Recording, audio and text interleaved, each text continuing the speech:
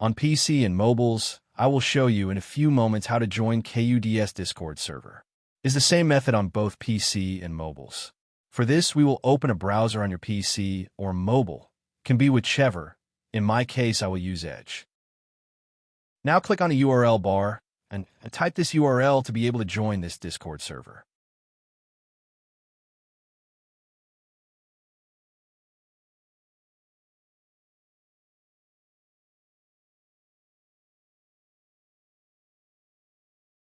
Doing this will automatically start your Discord application if you have it installed. Then click Join, and you will have access to the Discord server.